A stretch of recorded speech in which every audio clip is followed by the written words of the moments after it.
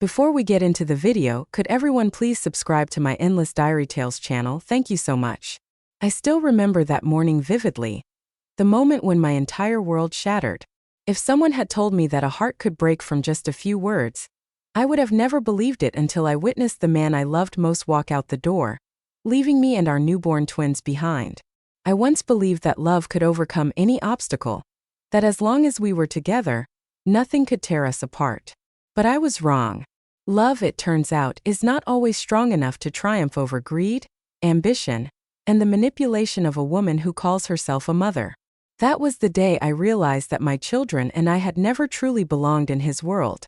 I met Daniel on an autumn afternoon when golden leaves covered the small streets of New York. I was an interior designer, newly moved to the city in search of opportunities after graduating from college. As for him, Daniel Montgomery, he was the heir to the Montgomery and Company real estate empire, a powerful family that owned luxury properties stretching from Manhattan to Los Angeles. But I didn't know any of that when we first met by chance at a small cafe on the side of the street. Back then, Daniel was just a charming guy with a warm smile and bright blue eyes that sparkled when he looked at me, not a man carrying the weight of an entire dynasty on his shoulders. We fell in love quickly, the way young couples often do when they are filled with passion and hope. Daniel wasn't like other wealthy men. He never flaunted his money, never acted distant or arrogant. Instead, he was kind, gentle, and made me feel like I was the only person in his world. Those first months together were the happiest time of my life. I loved him with all my heart, never realizing that love alone wouldn't be enough to withstand the crushing weight of the Montgomery name and its legacy. When I became pregnant, Daniel was overjoyed. He held me in his arms and promised to protect me and our child forever. But love and promises were not strong enough to stand against his mother, Margaret Montgomery, a woman with piercing gray eyes and a heart of steel. I still remember the first time I met her, just a week after Daniel found out I was pregnant. She invited us to a lavish party at the Montgomery estate, where crystal chandeliers illuminated walls adorned with paintings by famous artists. The moment I stepped inside, I knew I didn't belong there. The women in their extravagant evening gowns eyed me with scrutiny, and the men, mostly business associates of the family, barely acknowledged my presence as they moved through the grand room filled with power and prestige. Margaret Montgomery sat at the center of the room, a glass of red wine in her hand, her cold gray eyes scanning me from head to toe. She did not display immediate hostility. Instead, she wore a polite but utterly insincere smile. But I knew from that very first moment that she had already decided I was unworthy. "Daniel tells me you're pregnant," she said, her voice devoid of any real emotion. "How unexpected." I tightened my grip on Daniel's hand, feeling the tension in his body. He forced a weak smile, trying to maintain a pleasant atmosphere, but I could see the worry in his eyes. Throughout the entire evening, Margaret said nothing more to me, but I knew this wasn't over. Just as I had feared, a few days later, Daniel began to change. He became distant, lost in thought, frequently sleepless, and constantly receiving mysterious phone calls from his mother. When I asked, he simply reassured me that everything was fine, and that I had nothing to worry about. But the unease inside me grew stronger with each passing day. By the time I gave birth to our twins, I was certain that something was wrong. Daniel was still there at the hospital, still smiling gently as he held our babies in his arms, but there was an invisible wall between us, a distance I couldn't cross. Then, on that fateful morning, I got my answer. Daniel stepped into our small apartment, his eyes hollow, his shoulders heavy as if he were carrying an entire mountain on his back. I was holding our newborns, gently rocking them to soothe their surprise. When I saw him, I smiled, believing he had come to start our new life together. But that smile quickly faded when I saw the look on his face. "We need to talk," he whispered. I placed the babies in their crib and turned to him with growing concern. "What's wrong, Daniel?" He didn't answer immediately. He swallowed hard, his eyes avoiding mine. "I can't do this anymore," he finally said, his voice weak and trembling. "I just can't." My heart stopped. "Can't do what?" Daniel took a deep breath as if the words he was about to say would destroy everything. I have to leave." The air in the room turned ice cold. I could feel my heart shattering, each fragment piercing deep into my chest. "Leave," I repeated, my voice barely a whisper. "What do you mean?" Daniel looked at me with tortured eyes, but there was no hesitation in his expression. He had already made up his mind. "My mother was right," he said, his voice thick with emotion. "We don't belong in the same world. I can't stay." Tears streamed down my face before I could stop them. I shook my head, refusing to believe what I was hearing. "You're leaving me? Leaving your own children just because she told you to?" Daniel didn't respond. In that moment, I realized that the man I loved was gone. In his place stood a coward, a puppet controlled by his mother, a man willing to trade his wife and children for the security of his inheritance. Daniel turned his back on me and walked toward the door. I wanted to scream, to run to him and beg him to stay, but my body was frozen in place. "I'm sorry," he said, but he didn't dare look back. The door slammed shut behind him, leaving me alone with our newborn twins and a shattered heart. I sat there, staring at the closed door where Daniel had just walked out. A part of me still hoped it would open again, that he would return and tell me this was all just a nightmare. But that didn't happen in this tiny apartment. It was just me and my two newborns, completely unaware of the loss I was carrying. Tears fell silently down my face as I gazed at the two fragile lives lying in the crib. They had no idea that their father had just turned his back on them, abandoning me to raise them alone. The first days after Daniel left were the darkest of my life. I couldn't eat, I couldn't sleep, I couldn't do anything except hold my babies close and cry. At night, the apartment felt empty and unbearably cold. The sound of their tiny cries echoed off the walls, blending with my own muffled sobs. I was completely drained physically and emotionally. My body still ached from childbirth, but the physical pain was nothing compared to the feeling of being abandoned. I couldn't forget the moment Daniel stood there, his eyes filled with guilt but no real struggle. He had chosen the easiest way out, walking away. All the promises of love and devotion had suddenly turned into meaningless words. During those days, I felt like a different person. I let myself drown in despair, shutting out the world entirely. My phone rang countless times. Friends, acquaintances, people who were worried about me, but I never picked up. I didn't know how to face them. I didn't know what to say when all I had left was a broken heart and two babies depending on me. But then one night, as the rain tapped against the window, a truth I couldn't ignore finally settled in. I didn't have time to grieve anymore. These two little souls needed me. If I continued like this, who would take care of them? Who would hold them when they were sick? When they needed love and warmth? Daniel had chosen to walk away from them, but I never would. I wiped my tears, took a deep breath, and for the first time in days, I told myself I had to get up. The next day, I started looking for a job, but life wasn't as easy as I had hoped. Before my pregnancy, I worked at a small interior design firm in Manhattan. However, as my due date approached, I had to take a break to prepare for the arrival of my twins. After Daniel left, I wanted to return to work, only to find that my position had been replaced. No one wanted to hire a single mother who had just given birth, someone who couldn't work late hours or maintain the flexible schedule that other employees could. I sent out countless job applications, but every single one was rejected. Some recruiters were blunt, telling me outright that I wasn't a good fit because I would have to devote too much time to my children. Others were more polite, simply stating that they needed someone who could give their full commitment, something they didn't believe I could do. Every rejection email felt like another failure, but I couldn't give up. I had no other choice but to keep searching. There were days when I felt utterly hopeless, but whenever I looked into the clear, innocent eyes of my two children, I found the strength to keep going. I cut out every unnecessary expense and learned to live as frugally as possible. I couldn't afford childcare, so I had to manage everything on my own. The sleepless nights continued, not because I was grieving anymore, but because my babies woke up in turns throughout the night. I learned how to change diapers with one hand while scrolling through job listings with the other.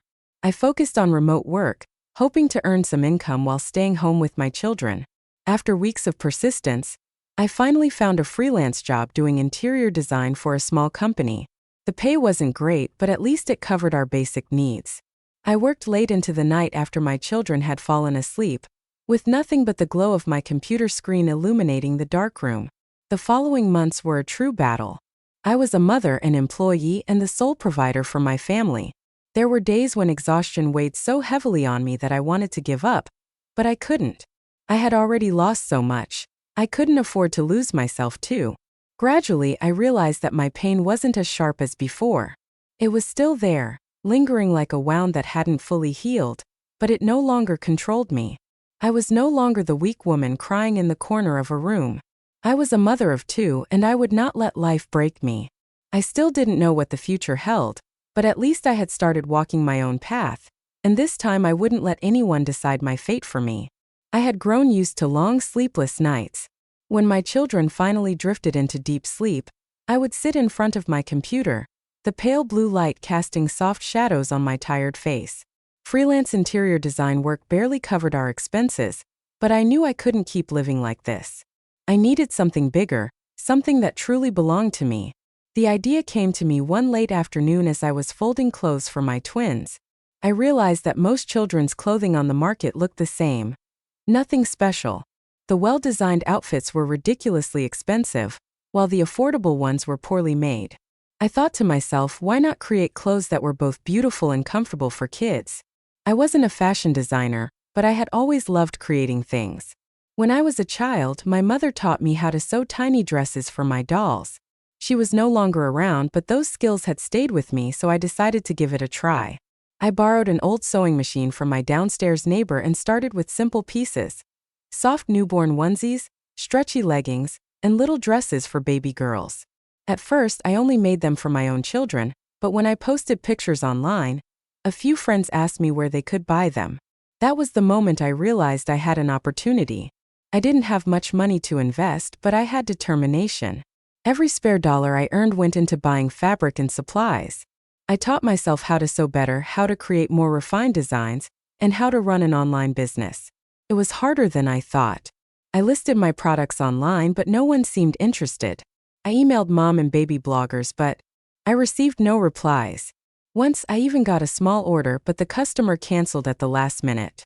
The rejections piled up, and I started questioning if I was just wasting my time. But then one night, as I watched my baby sleep peacefully in the outfits I had made for them, I knew I couldn't give up. I had come too far to turn back.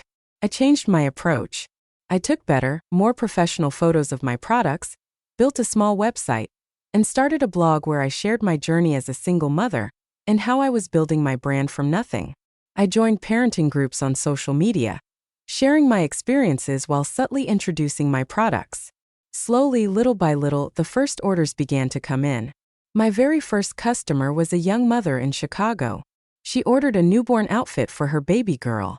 When I received the payment notification, I burst into tears, not because of the money, but because it was proof that I wasn't hopeless. Then came the second order, the third.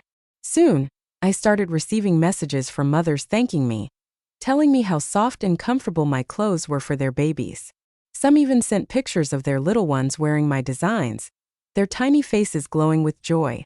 I named my brand Little Blessings because that's exactly what my twins had given me. A reason to keep going. The following months were an endless battle. I worked day and night, caring for my children, sewing clothes, packing orders, and managing my website. My small apartment had turned into a mini sewing workshop, with piles of fabric stacked everywhere and spools of thread scattered across the floor. Every morning, I woke up before my children to answer customer emails. In the afternoon, while they napped, I cut fabric and sewed. At night, when everything fell silent, I stayed up learning about marketing, advertising, and brand development. I was exhausted, but I had never felt more alive. Then one day, something unexpected happened. One of my posts went viral on social media. A well-known mom influencer on Instagram shared her love for Little Blessings, praising the quality and elegant design of my products. Overnight, my inbox was flooded with messages, and orders skyrocketed. I couldn't believe my eyes. I had to call a friend to help me pack shipments because I couldn't keep up with the overwhelming demand. I quickly found a small local workshop to help produce my most popular designs. In just 6 months, Little Blessings had transformed from a small online shop into a well-established name in the children's fashion industry. I was no longer just working to survive. I was building a future for myself and my children. For the first time in years, I felt proud of myself. One evening, as I was folding clothes to prepare for shipping, I received an email from a major mother and baby retail chain in New York. They wanted to collaborate to bring Little Blessings into their stores. I set my phone down, my hands trembling. This was an opportunity one had never dared to dream of. Ping children, my heart swelling with gratitude. I had lost so much, but in the process I had found myself, and I knew this was only the beginning. I never thought I would be standing here today. From a woman abandoned and struggling in a cramped apartment with 2 infants, I was now running a thriving children's fashion brand. Little Blessings was no longer just a small online store. It had become a recognized name in mom communities, featured in articles about female entrepreneurs, and even made its way onto the shelves of major retail chains. Looking back on my journey, it still felt like a dream. A dream I once thought was impossible. But the most incredible part wasn't the success or the money I had earned. The most incredible part was that I had found myself again. I was no longer the weak woman crying behind a closed door, watching the man who abandoned her walk away. I stood up. I had built a life I could be proud of, one that was mine and mine alone. Every morning as I wake up in my more spacious apartment, watching my 2 children giggle and run around, I know I am on the right path. I no longer worry about how to afford milk for them, nor do I spend sleepless nights counting the last few coins in my wallet. Now I can provide them with a comfortable life, think about the future without the constant weight of uncertainty pressing down on me. But above all, there is one thing that matters most. I no longer resent Daniel. At first, I thought I would never be able to forgive him. He abandoned me when I was at my weakest, choosing money and power over his own family. But over time, I realized that holding on to resentment only kept me trapped in the past. Daniel no longer had a place in my life, and his existence no longer affected the path I was walking. One day, as I was reviewing my work schedule, I received a text message from an unknown number. "Manda, Daniel, can we meet?" I stared at the message, a strange feeling washing over me. It had been years since I had last heard from him. After leaving me, Daniel had completely disappeared from our lives. I had no idea how he had been living, whether he was happy with his decision or not, but none of that mattered to me anymore. I put my phone down without replying. That afternoon, I sat in my small office, browsing through the latest designs for my upcoming product line. I couldn't stop my mind from drifting to the past, but this time it didn't bring me pain. I remembered the day Daniel walked out of our tiny apartment, the crushing despair that consumed me then. But I also remembered everything I had done to rebuild my life. I was no longer that woman. I was stronger, more resilient, and I no longer needed anyone else to complete me. The days that followed were busier than ever. I had an interview with a major magazine about my entrepreneurial journey, a meeting with a business partner to expand my brand, and countless orders to fulfill. Each day was another step forward in the journey I had chosen for myself. And then one day I saw Daniel again. It was a Sunday morning when I took my children to the park. As I sat on a bench watching them run and play, I felt a gaze from a distance. Daniel stood there just a few meters away from me. He looked completely different from the last time I had seen him. Gone was the confident, proud man he once was. Instead, he looked exhausted, slightly older, and his eyes carried the weight of sorrow. He took a step closer, but I had no intention of standing up or showing any emotion. When he finally stopped in front of me, I simply looked up, waiting. I wasn't sure if he'd even want to see me. "I didn't think you'd want to see me," Daniel said, his voice hesitant. I remained silent for a long moment before answering. "Then why are you here?" Daniel glanced at the children before turning back to me. "I saw you in the papers. I saw your success and I realized I was wrong." I wasn't surprised. I had expected this. "You realize that a little too late," I replied calmly. Daniel gave a sad smile. "I know." He looked down, his hands clenched tightly. "I just wanted to say that I'm sorry, not because I expect your forgiveness or because I want to come back, but because I truly regret what I did." I gave him a small nod. "Are you done?" He hesitated, as if he hadn't expected this response from me. I looked directly at him, without anger, without sadness. "Daniel, I've come a long way to be where I am today, and none of that has anything to do with you anymore." I didn't say anything else. I simply stood up and walked toward my children, leaving Daniel standing there alone. I didn't look back, nor did I care whether he was still watching. For the first time in years, I felt light. Daniel had once been a part of my story, but he was no longer the main character. I was, and I knew that I had won, not against him, but against the pain of my past. I walked forward, holding my children's hands, looking ahead, Not looking back, no regrets. Daniel sat alone in the vast Montgomery estate, the silence almost deafening. Since leaving me and our children, he had gained everything his mother had promised him: a secure career, an immense fortune, prestige, and a place among the elite. And yet, none of it had filled the emptiness inside him. Lavish parties, high-profile business meetings, and luxury vacations, all of it passed by meaninglessly. When the spotlight faded, when the praises quieted down, Daniel was left alone in the suffocating silence. No one truly cared about him. No one loved him unconditionally the way I once did. And then one day everything changed. Daniel was sitting in his office when the sound of my voice echoed from the large TV screen mounted on the wall. He flinched, his head snapping up. On the screen, I was being interviewed on a morning talk show, sitting across from a well-known host. "Your story is truly an inspiration to so many women out there," the host said with a warm smile. "From being a single mother abandoned by her husband to now building a successful children's fashion brand, can you share a little about your journey?" I smiled softly, gaze calm and full of confidence, a version of me Daniel had never seen before. "First, I didn't think I could do it," I said, "but I realized that if I didn't stand up for myself, no one else would. I had 2 children who needed me, and I couldn't let the past hold me back forever." On the screen, images of me and my children appeared. We were playing in a park, laughing, dressed in outfits I had designed myself. The host continued, "Your brand, Little Blessings, has made a huge impact in the children's fashion industry. What has been the most important lesson for you in this journey?" I smiled again. The most important thing was learning to believe in myself. I am no longer the woman I used to be. No longer afraid. No longer dependent on anyone. I built my happiness on my own. Daniel felt his chest tighten. His eyes remained glued to the screen as if he couldn't believe what he was seeing. I had completely transformed. I was no longer the fragile woman he had abandoned. I wasn't just surviving, I was thriving. The final image before the segment ended showed me holding my 2 children, all 3 of us smiling radiantly.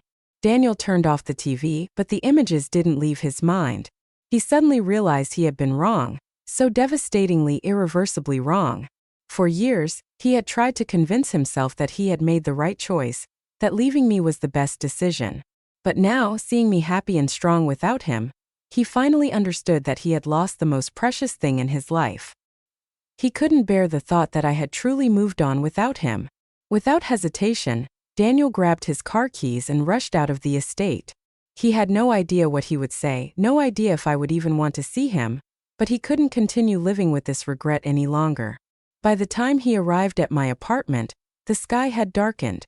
Everything was different from the day he left. Back then, I lived in a small, cramped apartment, but now I had moved into a spacious, elegant home, modern yet warm. Daniel stood at the door, his heart pounding. He wasn't sure how I would react, but he knew he had to try. He rang the doorbell. A few seconds later, the door opened. I stood there, still me yet no longer the same. I was stronger, more confident, and my eyes no longer carried any trace of sorrow when I looked at him. Daniel opened his mouth but didn't know what to say. I crossed my arms, my voice calm. "What are you doing here?" Daniel swallowed hard. I saw you on TV." I remained silent, waiting. He exhaled, trying to steady himself. "I was wrong, Amanda. I was wrong from the beginning. I should never have left you. I let my mother control my life, and I lost everything." I tilted my head slightly, my expression unreadable. "And now you realize that?" Daniel nodded, his eyes filled with regret. "I know it's too late, but I need you to know that I truly regret it. I don't expect you to forgive me. I don't expect another chance. I need you to know that you were the only person I ever loved." I looked at him for a long moment. "Softly, Daniel, I don't need that." He froze. I smiled, but it wasn't a soft smile. It was a smile of liberation. "I don't need to know whether you loved me or not. I've moved on. I've built a life that I'm proud of, and you are no longer a part of it." Daniel stood frozen, as if he had finally come to terms with the truth. I continued, "You chose your path a long time ago, and so did I. Now I'm happy, and I don't need a painful past coming back to disrupt my life."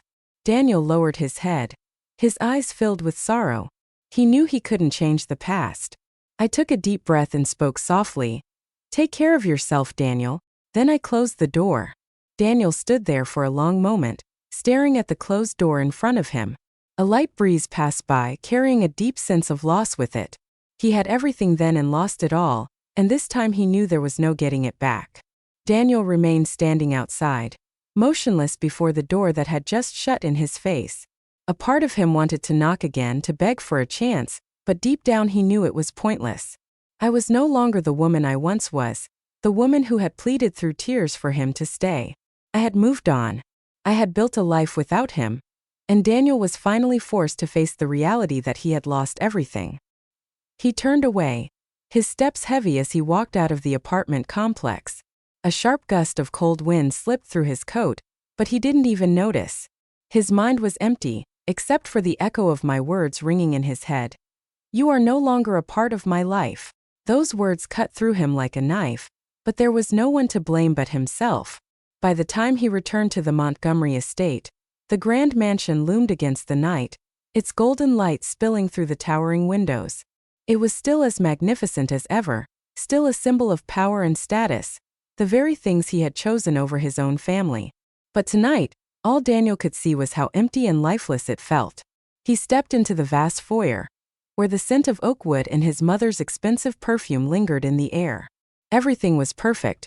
The intricate Persian rugs, the oil paintings on the walls, the carefully placed luxury furniture. But there was no warmth in any of it. Margaret Montgomery sat in her usual armchair, swirling a glass of red wine in her hand. When she saw her son walk in, she didn't look surprised. Where have you been? Her voice was as cold as ever. Daniel didn't answer right away. He shrugged off his coat, placed it over a chair, and walked to the bar, pouring himself a glass of whiskey. I went to see Amanda, he finally said, his voice hoarse. Silence filled the room for a few moments. Margaret set down her wine glass and let out a long, unimpressed sigh. I suppose you've realized that you no longer have a place in her life. Daniel turned to her, his gaze dark. You knew, he said. She smirked. Did you really think a woman you abandoned would sit around waiting for you forever? Her words made Daniel tighten his grip. You say that as if this wasn't your fault. Margaret let out a small chuckle, but there was no warmth in it. My fault, Daniel? I simply guided you toward the path you were born to walk. You are a Montgomery heir, not some ordinary man with a small, forgettable family. I gave you everything. Daniel scoffed bitterly. Everything? You really think I have everything? He slammed his glass down on the table, the liquid spilling across the polished wood. I have money, I have a career, I have power. But do you know what else I have? Emptiness. Every morning I wake up in this mansion and walk into an office full of people who don't respect me for who I am. They respect me because I'm a Montgomery. I'm surrounded by people. Yet I've never felt more alone. Margaret said nothing, her expression unreadable as she watched her son. Daniel continued, his voice unsteady. Meanwhile, Amanda moved on. She succeeded without me. Our children grew up without me. He let out a bitter laugh. All I have left is this place, you, and everything you call everything. Margaret tilted her head, folding her arms across her chest. So what do you want, Daniel? Do you expect me to apologize for helping you secure your future? Daniel laughed, but there was nothing but bitterness in it. No, Mother, you never apologize. You never regret anything you do. He exhaled sharply, shaking his head. But I do. He looked straight at his mother, the once bright blue eyes now clouded with exhaustion. I regret listening to you. I regret losing Amanda. I regret not being there when my children took their first breaths. But most of all, I regret letting you control my life for so many years. Margaret narrowed her eyes slightly, for the first time appearing unsettled by her son's words. Daniel took a deep breath, as if gathering the last of his courage to say what he needed to say. I'm leaving. Margaret sat up abruptly. What did you just say? Daniel glanced around the mansion one last time, his gaze sweeping over the paintings, the luxurious furniture, the expensive decor he once thought he couldn't live without. But now all of it felt like an empty shell. I'm leaving, he repeated slowly and clearly. I can't keep living like this. I don't know where I'll go, I don't know what I'll do, but I can't stay here. Margaret stood up, her usual composed tone cracking. You're acting like a fool, Daniel. Do you really think you can walk away from everything? If you step out of that door, you will lose your inheritance, lose everything I have built for you. Daniel smiled, but it wasn't a smile of happiness. It was the smile of a man who had reached his breaking point. You're right. If I leave, I'll lose everything. But you know what? I lost the most important things a long time ago. He turned, grabbed his coat, and walked out of the mansion. This time, no one ran after him.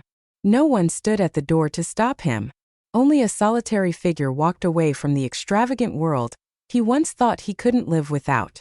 And for the first time in years, Daniel felt truly free. Morning sunlight streamed through the windows, filling my spacious yet cozy home with warmth. The sound of my children's laughter echoed through the air, blending with the soft aroma of freshly brewed coffee. I sat at my desk, fingers gliding over the keyboard, reviewing the latest contracts for Little Blessings, the brand I had built from nothing. I had come a long way to be here today. From a struggling single mother abandoned at her weakest, I had become a successful entrepreneur featured in business magazines celebrating women and startups. Little Blessings was no longer just a small online store selling baby clothes. It had grown into a nationally recognized brand with its products displayed in major retail chains across the U.S. I had even opened 2 flagship stores in New York and Los Angeles, where young mothers came to find beautifully designed clothing for their children.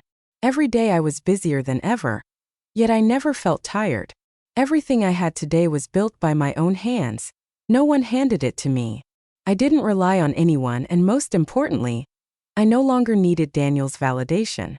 The day he walked away from the Montgomery estate, leaving behind the luxury he had once fought so hard to protect, I didn't even know. It wasn't until much later that I heard he had given up his inheritance, cut ties with his mother, and started over from nothing. But that no longer mattered to me. I no longer thought of him with resentment, nor did I care about what he was doing or how he felt. He was a part of my past, but that past no longer held any power over me. That afternoon, I took my children to the park. They ran across the lush green grass, their laughter filling the air. I sat on a bench sipping my coffee, savoring the peace I had fought so hard to achieve. A woman sat down beside me, offering a warm smile. "You're Amanda, aren't you?" she asked, her eyes lighting up with excitement. "The founder of Little Blessings?" I nodded, smiling back. "Oh my God, I'm such a huge fan of yours," she exclaimed. "I've been following your journey for so long. Your story is truly inspiring. You've done what so many women dream of: rising from pain, rebuilding your life, and achieving incredible success." Her words took me by surprise, but a warmth spread through my heart. "I just did what I had to do," I replied. "I refused to let my circumstances define my future." The woman nodded, smiling. "Thank you for sharing your story. You've given strength to so many people." I watched as she walked away, my heart full of emotion.